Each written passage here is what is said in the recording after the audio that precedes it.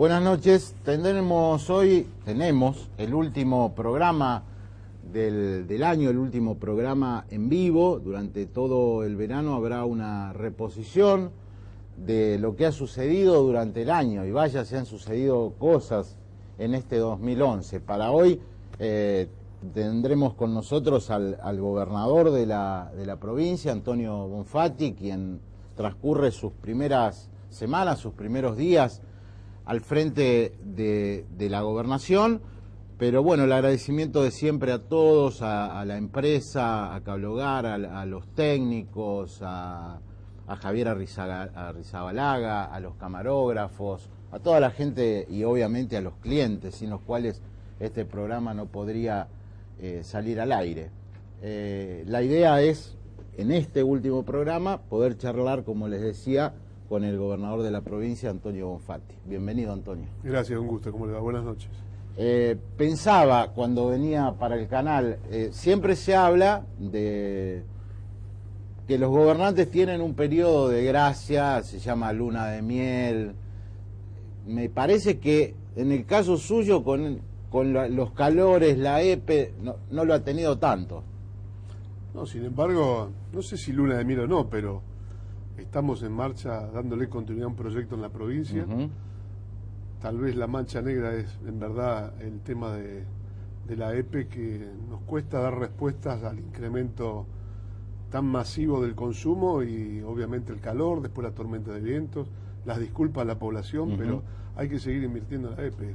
Se han invertido estos últimos 4 años más de 1.000 millones de pesos y hay que seguir porque los cables de media tensión tienen una obsolescencia entre 70 y 80 años. Y en estos primeros años nos dedicamos al parque de transformación de energía. Se incrementó un 60 y pico %.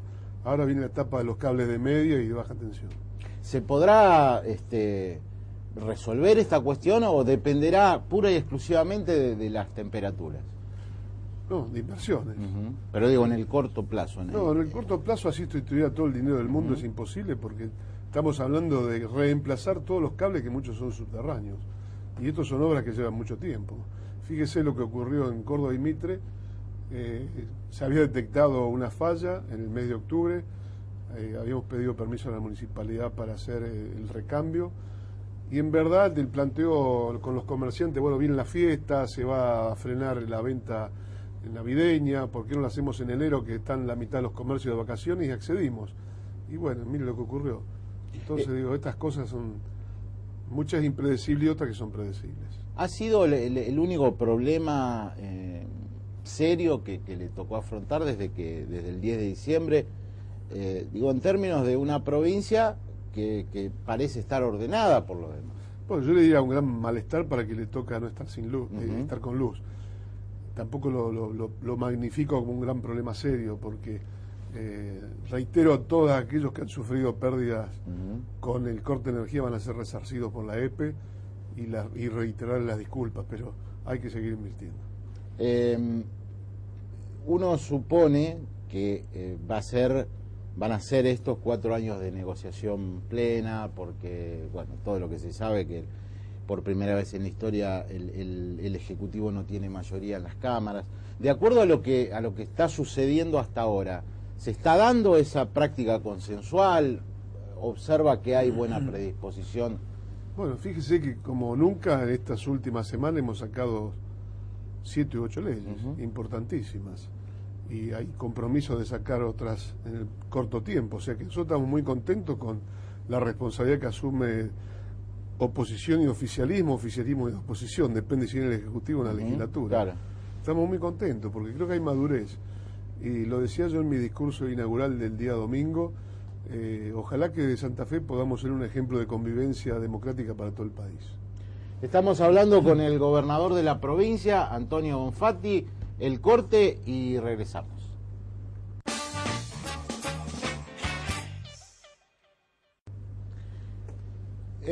Bonfatti, de acá al corto plazo, me imagino que la idea que surge después de suceder a alguien que tiene una impronta como la de Hermes Wiener, al punto tal que es hoy por hoy el opositor más votado a nivel nacional, debe ser tratar de configurar un perfil propio, o me equivoco. Bueno, pero indudablemente que cada gobernador le da una impronta, desde su propia personalidad y desde la gestión. La nuestra es continuar una obra iniciada en diciembre del 2007, porque somos parte de un mismo proceso desde el pensamiento y desde la práctica, porque los modelos de salud, de educación, de vivienda, de justicia no se consolidan en una sola gestión, tal vez ni en dos. Son cambios culturales muy importantes, no es solamente el tema del ladrillo. Y por otro lado, los desafíos nuevos, que van apareciendo ahora porque indudablemente hubo un proceso previo, si no tendríamos que empezar desde aquel inicio. Me estoy refiriendo al tema de energía, me estoy refiriendo al tema de hábitat, e indudablemente un diálogo que hoy es necesario fortalecerlo, porque yo creo que van a haber tiempos no tan benévolos como los que tuvimos a punto de partida de la crisis internacional, que en mi valoración nos va a afectar de alguna manera. Y creo que en esto hay que preparar a los santafesinos, hay que decirle la verdad. Si los momentos son para ajustarse el cinturón, tenemos que estar todos preparados, codo con codo, se lo tiene que ajustar el que más tiene para ajustarse, pero tenemos que profundizar el diálogo. Usted cuando dice que van a venir algunos tiempos no tan buenos, ¿en qué términos, en cuándo podría suceder esto y cuál es su opinión, me imagino, con información? No, en principio, ojalá que yo como analista me equivoque. No soy economista, pero uno lee permanentemente la realidad. Están cayendo los precios internacionales de los commodities, está cayendo la actividad económica en Brasil, nuestro principal socio, empieza a enlentecerse la economía argentina, la inflación no decae, sigue un subsidio al consumo y no a la oferta, por lo tanto la inflación va a continuar en mi valoración. Bueno, esto hace que estemos alerta y ojalá que me equivoque, lo vuelvo a reiterar. Financieramente está bien, económica y financieramente, ¿cómo está la provincia? La provincia tiene mucha solidez, es una provincia, la segunda provincia más rica por Producto Bruto Geográfico, tenemos muy buenos sueldos en base al presupuesto provincial. Creo que la Santa Fe amerita que pueda endeudarse para obras de infraestructura que van a trascender durante muchas décadas, el caso de los acueductos, de los puertos, porque no tiene por qué una sola generación pagar obras que pueden durar 100 o 100 y algo de años o más tal vez. Entonces me parece que tener un menos de 2% de deuda como provincia, cuando la ley fiscal nos posibilita tener un 15% para este tipo de obras, creo que es necesario, porque no podemos seguir diciéndole a la población que va a tomar agua potable dentro de 15 o 20 años. Tenemos que tratar de realizar la obra lo antes posible. Esas deudas sociales deben ser saldadas lo antes posible. El hecho de haberle dado rango de Secretaría de Estado al tema hábitat, al tema energía, implica una valoración de parte suya de estas dos cuestiones. ¿Ya se ha decidido qué se hará en el tema hábitat, en el tema vivienda? Sí.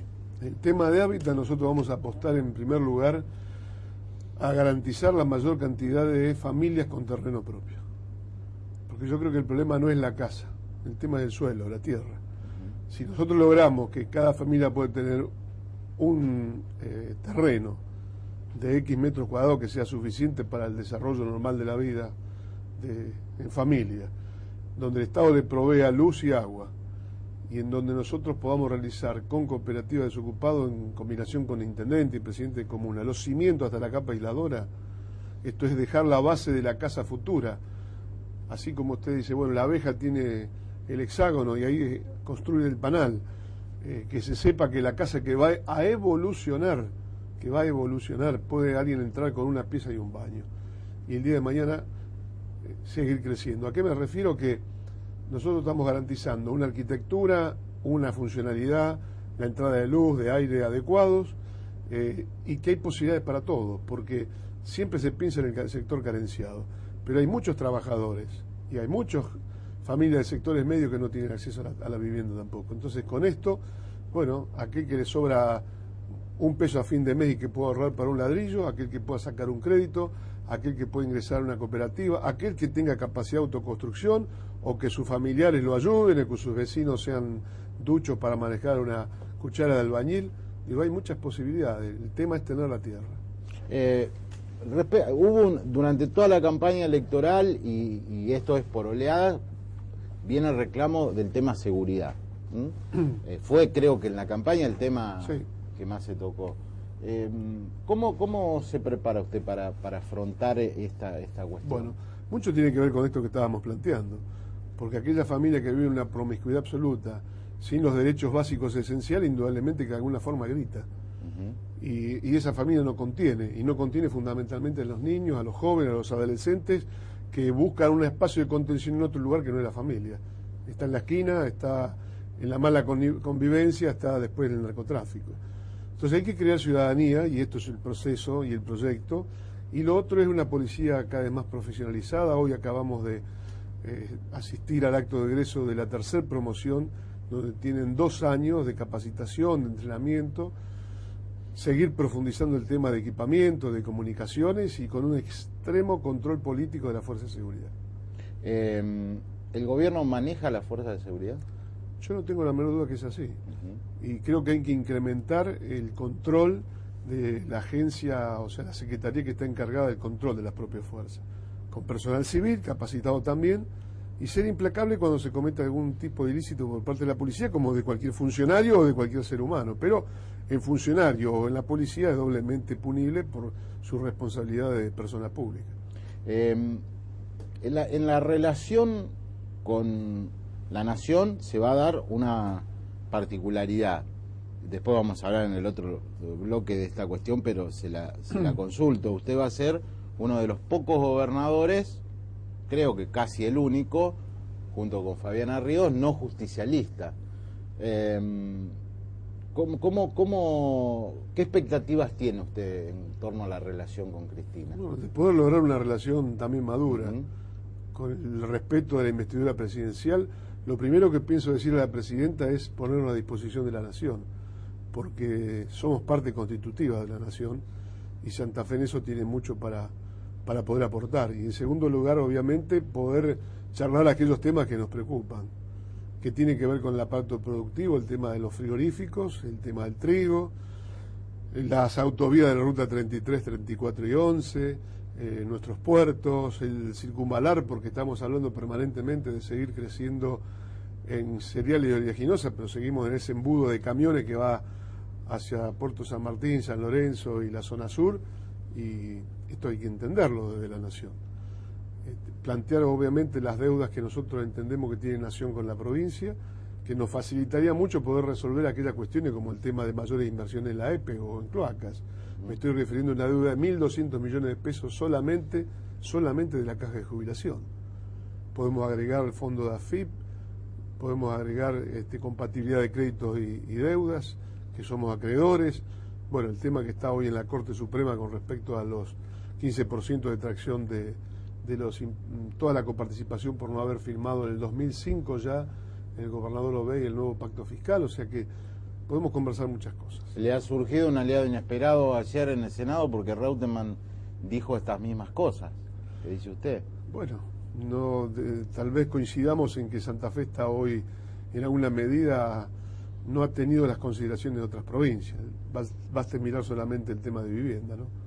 La audiencia que usted tiene pensado llevar adelante con Cristina, ¿ya se ha pedido? Sí, se ha pedido al secretario privado, al doctor Parrilli, y al jefe de gabinete, a Val Medina, para que nos reciba la presidenta cuando pueda. ¿Y usted qué idea tiene? ¿Para cuándo le gustaría estar? Bueno, ojalá fuera para mañana. Podemos saludarla para Navidad.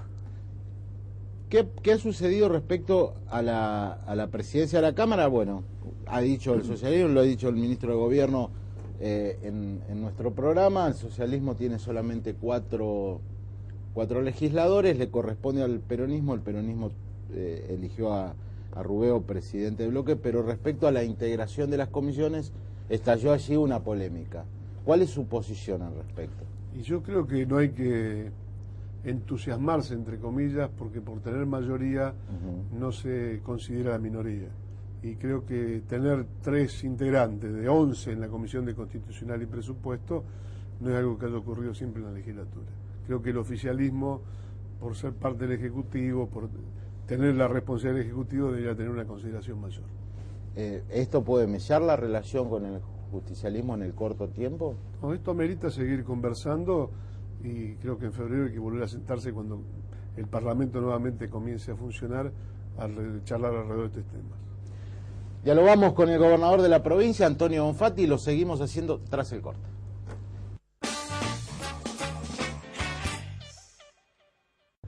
Seguimos dialogando con Antonio Bonfatti. ¿Se va a tomar vacaciones? No. Ya me tomé unos días, ya este año no hay vacaciones. ¿Y los ministros, los funcionarios, la orden es permanecer? Lo mínimo, y tratemos de coordinar bien la salida de cada uno. ¿Extraña las vacaciones o la familia qué dice? Y sí, por supuesto, pero ya llegarán otros tiempos. Ahora hay que estar como los primeros días, hay que estar al frente sin claudicar un solo segundo. Se lo ha visto reunido con Mónica Fein, y ha dicho Fein puntualmente, ha hablado sobre la necesidad de, bueno, integrar los gabinetes. ¿Hay alguna idea de parte suya de profundizar la relación municipio-provincia? Tenemos el lunes que viene a las 13 horas las reuniones habituales de gabinete, 15:30 reunión con el gabinete de la ciudad capital de Santa Fe. Después lo haremos con el gabinete de Mónica Fein, con el gabinete de Rafaela, Reconquista y Venado. Nuestra idea es fortalecer las regiones, pero profundizar el diálogo con los intendentes y presidentes de comuna. Yo creo que esta es la etapa también en donde hay que planificar con mayor certeza el territorio, fundamentalmente el crecimiento de las ciudades, y llevar adelante el plan estratégico que está perfectamente delineado, escrito, territorialmente. Entonces ya superamos una etapa, creo que esto es lo que se avecina en la siguiente. ¿Cómo observa el inicio de gestión de Mónica Fein y qué pueden esperar los rosarinos? Bueno, yo a Mónica la conozco hace muchísimos años y estoy seguro que va a dar una continuidad absoluta a todo lo que venimos haciendo en Rosario desde el año 89 en adelante, donde ha habido, precisamente por tener un plan estratégico, un saber hacia dónde marcha la ciudad y un encuentro entre lo público y lo privado creo que es tan necesario. Una ciudad que está cambiando permanentemente en todos los aspectos, y Mónica, no tengo la menor duda, por este conocimiento que tengo de ella, que va a hacer una excelente gestión, que va a estar permanentemente dialogando con los vecinos, va a ser una extraordinaria intendente. Usted conoce el tema de la administración municipal, ha sido funcionario, ¿y cuál es su opinión sobre este pedido de delegación de facultades que ha generado tanta polémica? Fíjese que en la ciudad de Santa Fe también existe. Sí. Si nosotros tenemos claro cuáles son los parámetros que se utilizan para hacer una medición, en este caso del transporte, no podemos estar desfinanciando a empresas que después terminan pagándola todos los rosarinos por un mal servicio. Tendría que ser automático, ni siquiera en una facultad delegada. Tendría que ser automático cada tantos meses, en la medida que hay un incremento de toda la polinómica que constituye el precio del boleto, porque si no se terminan desfinanciando las empresas. ¿Cuántas empresas quebraron? Ustedes recuerdan, en esta ciudad había decenas de empresas, terminó quedando las mixtas, la de la municipalidad y una empresa privada. Entonces, indudablemente, si queremos tener buenos servicios, los buenos servicios se deben pagar, y si no, que digamos de dónde sale el dinero, porque de algún lado hay que pagar o subsidiar el transporte. Queremos tener el transporte subsidiado porque es una decisión colectiva. Bueno, ¿de dónde sacamos el dinero para subsidiar el transporte? Pero el término delegación de facultades suena difícil de aceptar, digamos. Sí, pero tiene un límite. Entonces, también no es para cualquier tema, es algo tan elemental como decir el transporte tiene que actualizarse. Usted no piensa en ese pedido a la legislatura, no, para nada. Ni se me imagino, ni se me pasa por la cabeza, pero no por otras razones. Claro. Porque no tendría el voto. Claro, ahí tienen Pero fíjese que, bueno, hemos ido por el aumento de tarifa de aguas y luz, hay asambleas, está el ente regulador y van a ser autorizados incrementos, porque, digo, es imposible pensar un buen servicio sin un costo adecuado, o una tarifa adecuada, perdón. Es imposible. Y vuelvo al principio, al tema puntual de la EPE, porque uno escucha, es decir, son problemas que se han dado todos los veranos, ¿no? Ustedes dicen sí, pero cada vez menos. En el mayor déficit de energía que tuvimos en el 2007 fue el 7% de todos los clientes. Ahora fue el 1%. Entonces, claro, al que le toca ese 1 está, y me puedo incluir porque me tocaron unas 6 horas a mí también. Pero la empresa va mejorando en la respuesta. No se piensa por allí, esto sé que es políticamente incorrecto preguntarlo, pero tengo que hacerlo, en una capitalización privada, en una empresa mixta, porque uno ve que la EPE necesita inversión, necesita más fondos, que se aumentan las tarifas. Mire, ni el agua ni la luz pueden ser fines de lucro. Mire lo que nos pasó cuando agua estaba privatizada. Ni siquiera cumplieron con lo que tenían que hacer el primer año, que era cambiar todos los caños del centro de la ciudad de Rosario, que tienen más de 100 años. O sea, no es una cuestión de que acá hagan falta capitales. No es un problema de capital, es un problema de tiempo. Si usted en este momento dice, mira, acá le doy 5.000 millones de pesos, cámbienme los cables, va a demorar años. ¿Qué es lo que estamos haciendo? Años, porque usted tiene que levantar prácticamente la ciudad de todos los cables de media tensión que están enterrados. Tiene que dar vuelta una ciudad. Se habló mucho antes de las elecciones y se empezó a hablar ahora sobre la reforma constitucional. La idea persiste, va a ser el 2012 un año sin elecciones a la vista. Nosotros vamos a convocar al diálogo a los partidos políticos, a las instituciones de la sociedad civil, a las universidades, porque es una buena excusa a los 50 años de la última reforma para ayornar nuestra Constitución. Siempre lo digo, hace 50 años atrás había muchos derechos que no existían. No existía el derecho del usuario, el derecho del consumidor, no existía la Defensoría del Pueblo, no existía el Consejo de la Magistratura para la selección de los jueces, no existía el Ministerio Público Extrapoder, no existía la autonomía sí, porque ya había un antecedente en el año 31, el mandato de los presidentes de comuna a 4 años. Todas estas cosas tenemos que incorporarlas en una nueva Constitución. Ahora, si alguien no está de acuerdo con estas cosas, discutámoslo. Lo peor que no podemos hacer es no discutirlo. Pero creo que entonces va a haber una convocatoria amplia. ¿Cuándo sería la convocatoria? Marzo, febrero, marzo. Cuando el año empiece a rodar, yo creo que hay que hacerlo. ¿La idea es poder hacerla en 2012? La idea es empezar el diálogo en el 2012. Y si nos ponemos de acuerdo, hay un proyecto en la legislatura donde nosotros no decimos cómo tiene que ser cada artículo, decimos la necesidad de reformar tal o cual artículo, pero que nos pongamos de acuerdo acerca del contenido. ¿Cómo evalúa desde su rol de gobernador los primeros pasos que ha dado en este segundo mandato la presidenta de la Nación? Porque uno observa, pensaba, 54%, bueno, se vienen épocas de tranquilidad. Hay tensión por el tema de papel prensa, tensión con Moyano. Bueno, tensión, la palabra sí, es otra vez tensión. Tensión, y es lo que a mí me hace ruido y no comparto el estilo. Pero indudablemente tiene el 54% de los votos, como usted manifestaba, y esto hay que respetarlo.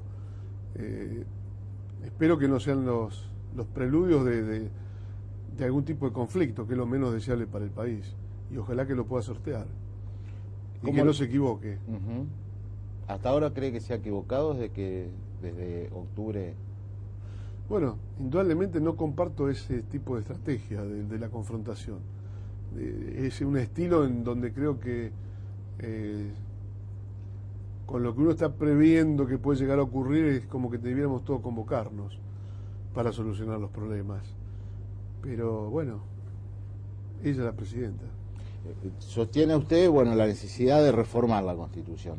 ¿Qué pasa si desde el gobierno también se utiliza el 2012 como año para intentar reformarla, ir hacia un sistema, si se quiere, parlamentario? Si la excusa de la reforma es para una reelección, estamos totalmente en desacuerdo. Si usted me pregunta en sí mismo por la Constitución Nacional, nosotros hemos siempre sido proclive al parlamentarismo, porque creo que da muchas más posibilidades de sentarse y acordar, y de sumar miradas, pensamientos diferentes, y que surja una propuesta mucho más acordada entre todos los sectores de la vida de un país. Por eso le digo, también hay que medir en ese sentido mérito, oportunidad y conveniencia. ¿Lo preocupa la News? me preocupa mucho, igual que a usted. Somos, en este sentido, compartimos una misma preocupación. Esperemos que mejore todo. Esperemos que mejore todo. Muchas gracias por venir, gobernador. Felicidades, felices Muy fiestas. amable. Gracias. Y toda la suerte. Gracias, Mauricio, gracias. Muchas gracias por venir. Estuvimos con el gobernador de la provincia, Antonio Bonfatti. Hacemos el corte.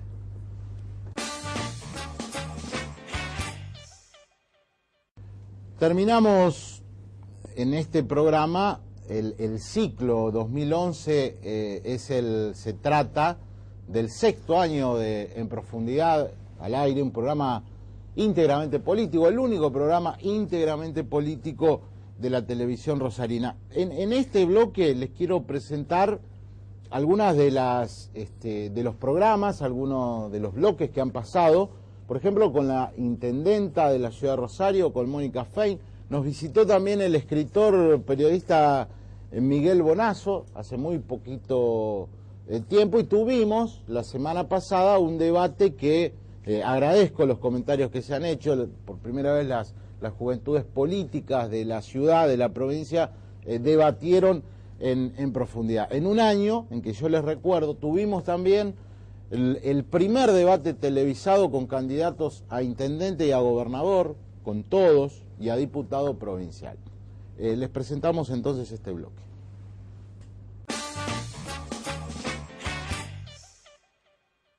¿Cuál ha sido la razón de que se pida que el Consejo ceda al municipio, a la intendencia, la potestad para los aumentos de boleto? Porque a mí no me queda claro ese tema. Bueno, no pedimos que cedan la potestad.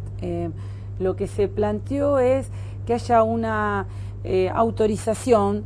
Usted sabe, Mauricio, que nosotros tenemos un ente de transporte. En el ente de transporte participa la oposición del Consejo. Y además tenemos por una ordenanza una fórmula de cálculo de cuál debería ser la tarifa. Esta fórmula de cálculo también la definió el Consejo, es decir, que el Consejo participa activamente tanto en el ente de transporte como en la definición de cuál es la tarifa que debería aplicarse. Lo que sucede es que en un cuerpo colegiado de 22 miembros y a veces por un mecanismo de funcionamiento, este debate se prolonga muchísimo en el tiempo. Cuando hay claridad que las tarifas han quedado absolutamente desfasadas. Ese proceso le implica a la municipalidad, por ejemplo, le implicó en los últimos meses 8 millones de pesos por mes para compensar el desfasaje en subsidios, además de los que hoy de los que siempre ha tenido, para compensar ese desfasaje. ¿Qué planteamos en una propuesta? Que durante un año, previo estudio de costo, previo informe de la tarifa, cuando supera un 10% el valor del aumento, se puede autorizar a la Intendencia si es necesario aumentarlo.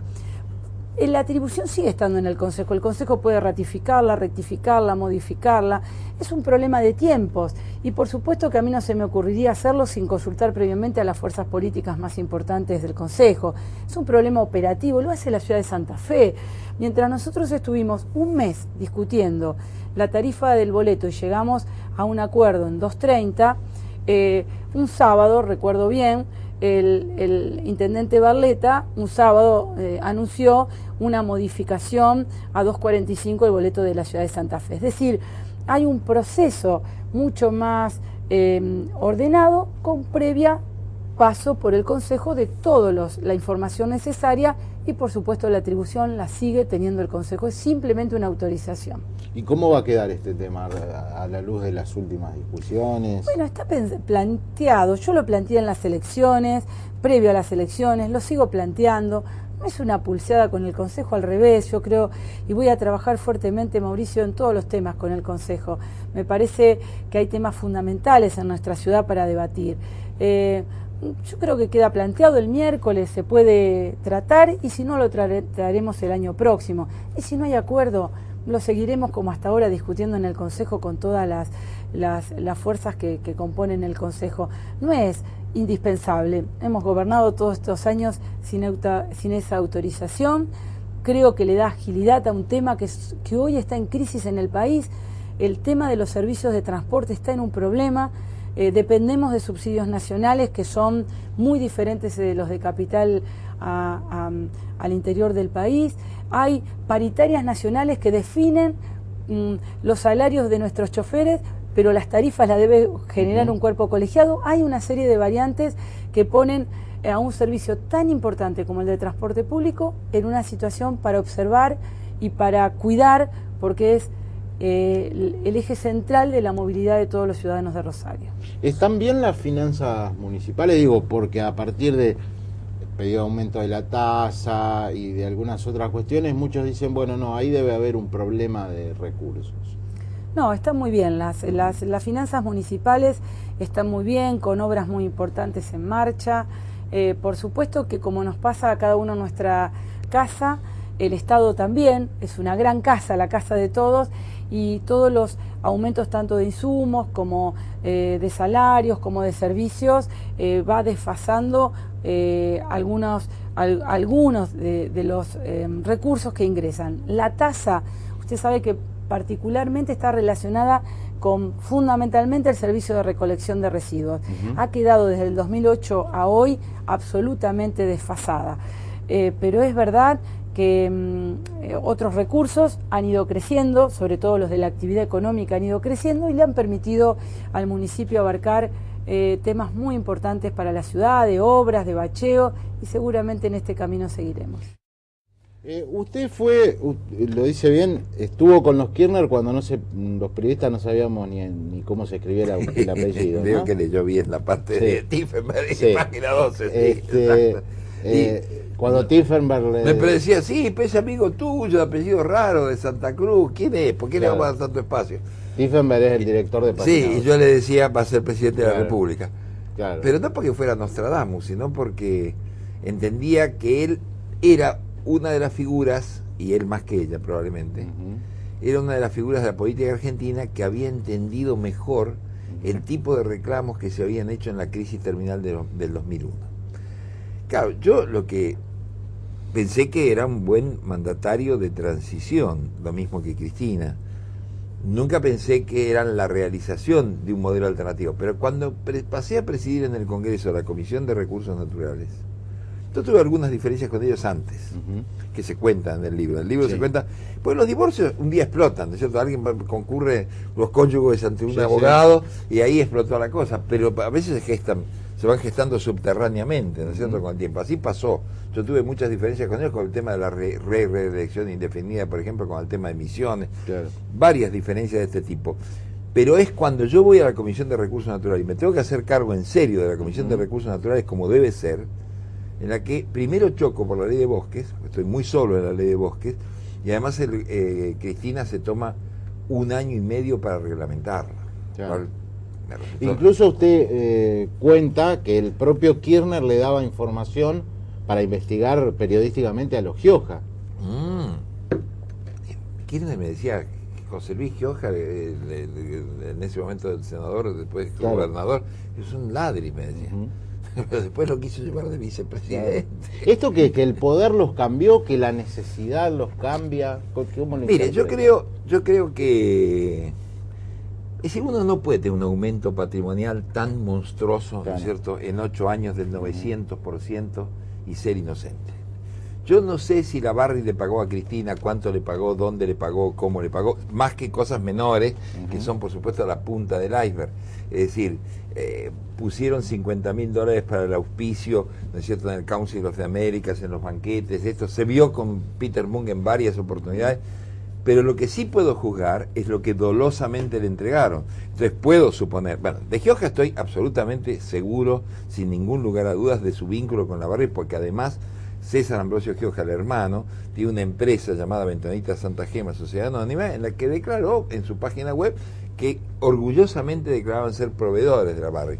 No, yo creo que hay ahí, yo no sé si es que se piensa que es un dinero para hacer política y luego se confunde con lo personal, como decía un viejo político muy inteligente, que podría haber sido de la Cámpora porque era pariente del doctor Cámpora, y decía, lo que pasa es que se empieza robando para la corona y después los billetes se mezclan en la billetera, en la oscuridad de la billetera, y uno ya no sabe muy bien qué es para la corona y qué es para uno mismo. Usted, además de escribir, o como consecuencia de haber estado muy cerca de Cámpora, escribió el libro El presidente que no fue. Así es, gran sí. libro. ¿Cómo se siente o cómo lo entiende esta, si se quiere, esta nueva moda del apellido Cámpora, al punto de que está la Cámpora como grupo de pertenencia e influencia del gobierno? Mire, yo me debo una nota que tengo que escribir, para le doy una primicia, que se va a llamar De Cámpora a la Cámpora. Claro, buenísima. Porque hay una cosa que clara. Si hay algo que detestaba Héctor Cámpora, era el vínculo perverso entre negocios y política. Sí, entonces, esto es, digamos, lo que yo veo como muy negativo. Cámpora se hubiera horrorizado de pensar que se utilizaba su nombre para que hubiera funcionarios rentados promoviendo esto desde arriba. O sea, lo hubiera considerado inconcebible, porque era una rara avis dentro del peronismo. Es decir, dentro de un movimiento muy vertical y muy autoritario, le diría yo que era un republicano. Que era un republicano en serio. Cámpora era un hombre hasta formal, hasta en lo formal era un hombre y la Cámpora, ojo, no quiero decir, no critico a los chicos que gratuitamente, inocentemente, forzadamente militan, van. Esos pibes están naciendo a la militancia y me parece muy bien que lo hagan finalmente en una cosa que se llama la Cámpora y no la Videla o la Macera. Es decir, me parece bárbaro. O la Menem, exacto. Me parece muy bien que sea así con la Cámpora. Lo que sí critico es al funcionariado que lo hace desde arriba, ¿no es cierto? Y estableciendo algo muy parecido a lo que fue en su momento la coordinadora, ¿se acuerda? Es decir, una especie de estructura de poder donde se mezcla también, o el grupo Sushi con De la Rúa, exactamente, o el grupo Sushi, efectivamente. Esos grupos, yo diría, de logias, ¿no? Verdaderas logias de poder, que utilizan un montón de militantes de buena fe por fuera, que trabajan en frentes de masas, pero que están indissolublemente vinculados incluso a los negocios del poder. Hacen plata para tener poder y hacen poder para tener plata. Santa Fe es la capital del tarifazo.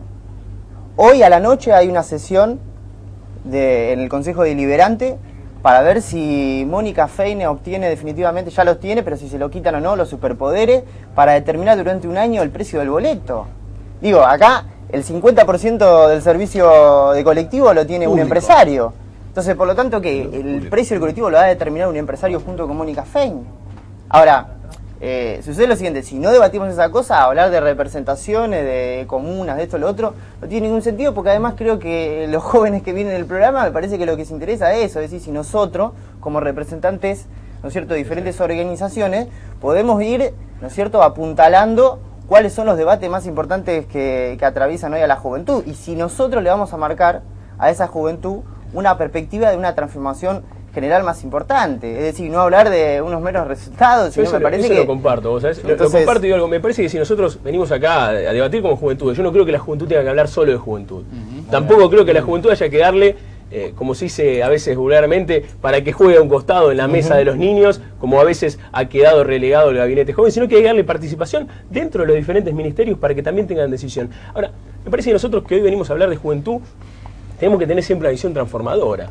A mí la verdad que uno podría sentar acá y enunciar durante 90 minutos, una hora y media, lo que quieran. 2 horas, 3 horas, la cantidad de logros que tiene el kirchnerismo.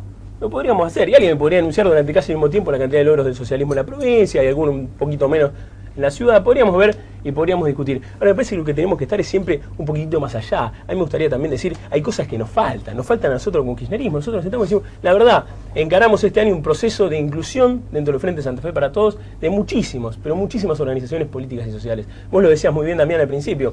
Incluimos muchísimas visiones de izquierda, de una visión del Partido Comunista, del Partido Intransigente, del Partido Socialista Popular, de otros partidos que no siempre confluyeron con el peronismo, pero que en este momento también confluyen en el proyecto kirchnerista. Me parece que nos falta organización. Estamos hablando de Santa Fe, sí, de Scioli también, y de Facundo Moyano también, y de Moyano también. De la provincia de Santa Fe, y déjame terminar esto, Cacu, de todos, y de otros partidos. Digo, lo que creo que me parece que siempre hay que tener en la cabeza es que hay que estar un poquito más allá, no hay que venir a venerar cuáles son las cosas que se hicieron bien, sino también como juventudes, y en esto comparto lo que decías, Damián, me parece que hay que también ver cuáles son los defectos que tenemos, cuáles son las virtudes.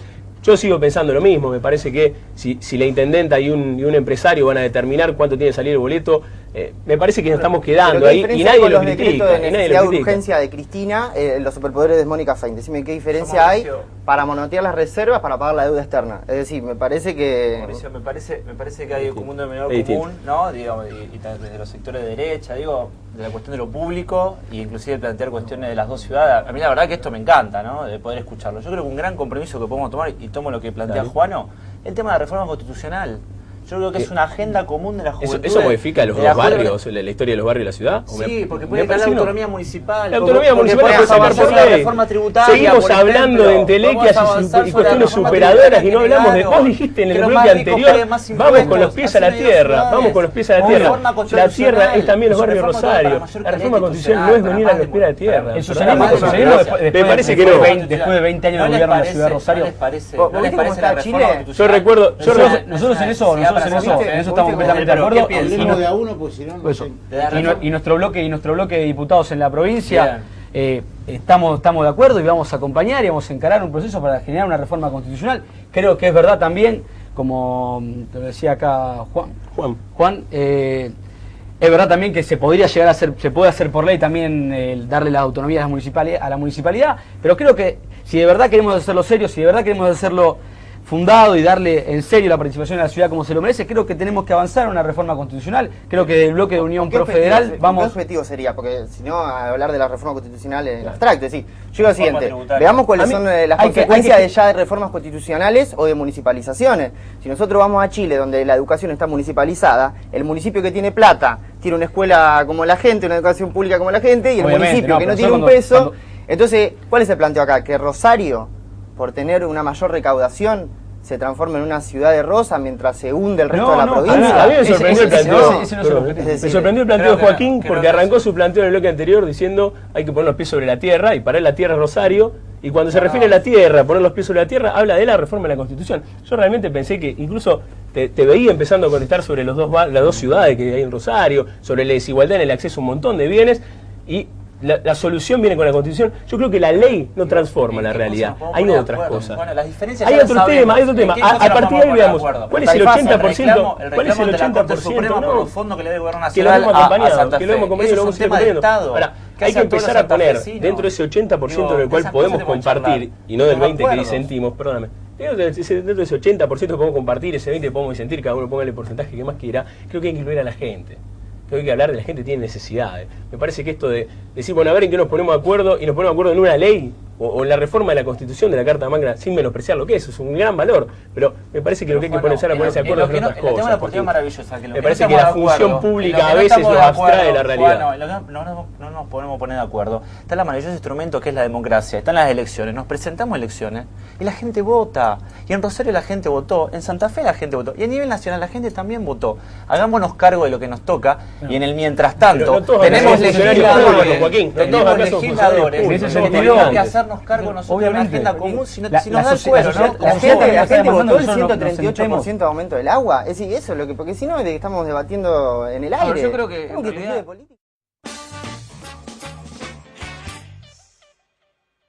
Creo que hemos tenido un programa interesante con el gobernador de la provincia en el último programa del año, Antonio Bonfatti. No es casual que el tema haya derivado o se haya llevado buena parte de la conversación lo que está sucediendo en materia energética. Es un problema que se repite todos los años. Es decir, empieza el verano, empiezan los cortes de luz, empieza el malestar, con una reacción de parte de la sociedad que ahora tiene otros usos y costumbres, que esto viene desde el 2001, piquetes, se agrupa la gente para protestar. Por eso yo le preguntaba a Bonfatti si había otra forma de poder mejorar el estado de la empresa, porque está visto que sea por lo que aduce el gobierno de la provincia, que el consumo ha aumentado, cosa que es verdad, pero si el consumo aumentó, tendrá que aumentar la inversión en la empresa provincial. ¿Está el Estado capacitado para llevar adelante esa inversión? ¿Está el Estado capacitado por sí solo? ¿Se necesitarían aportes de capitales privados? ¿Se puede hablar hacia futuro de una empresa mixta? Son temas casi tabúes en momentos en que la historia política de Argentina, y de la provincia de Santa Fe también, transcurre por otro sector. Si en los 90 estas cuestiones eran usuales, si el prototipo que tenía el Estado era una concepción de participación privada en casi todo, por estos años la cosa tomó otro rumbo.